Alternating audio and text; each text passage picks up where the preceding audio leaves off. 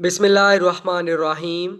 حضرت جابر بن عبداللہ رضی اللہ تعالیٰ عنہ سے روایت ہے کہ خیبر والوں میں ایک یہودیہ عورت نے بکرے کے بھنے ہوئے گوشت میں زہر ملایا اور پھر وہ گوشت حضور نبی اکرم صلی اللہ علیہ وآلہ وسلم کے پاس تحفے کے طور پر بھیج دیا۔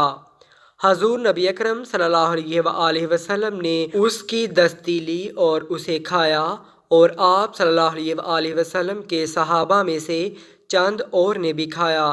حضور نبی اکرم صلی اللہ علیہ وآلہ وسلم نے صحابہ اکرام رضی اللہ تعالیٰ عنہم کو فرمایا، اپنے ہاتھ روک لو۔ حضور نبی اکرم صلی اللہ علیہ وآلہ وسلم نے اس عورت کے پاس ایک آدمی کو بھیجا جو اسے بلا کر لایا۔ آپ صلی اللہ علیہ وآلہ وسلم نے اسے فرمایا، کیا تم نے اس گوشت میں زہر ملایا ہے؟ یہودیہ عورت نے کہا، آپ صلی اللہ علیہ وآلہ وسلم کو کس نے بتایا ہے؟ آپ صلی اللہ علیہ وآلہ وسلم نے فرمایا کہ مجھے اس دستی نے بتایا ہے جو میرے ہاتھ میں ہے۔ یہ حضور صلی اللہ علیہ وآلہ وسلم کا معجزہ تھا کہ گوشت نے آپ کو بتا دیا، اور بعض روایات میں ہے کہ آپ صلی اللہ علیہ وآلہ وسلم نے اس سے ایک لقمہ کھایا تھا۔ اس پر اس عورت نے کہا، ہاں، میں نے زہر ملایا ہے۔ آپ صلی اللہ علیہ وآلہ وسلم نے فرمایا کہ اس سے تمہارا کیا ارادہ تھا؟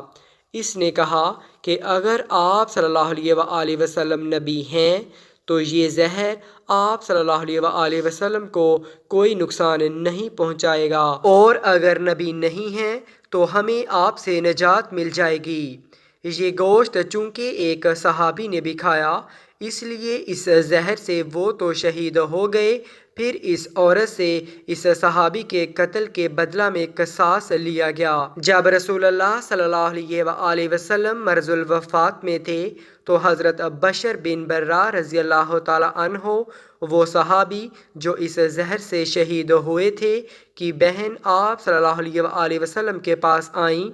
آپ صلی اللہ علیہ وآلہ وسلم نے ان سے فرمایا، میں نے تمہارے بھائی کے ساتھ خیبر میں جو زہر آلودہ نوالا لیا تھا، اس کی وجہ سے اس وقت میری رگیں کٹ رہی ہیں۔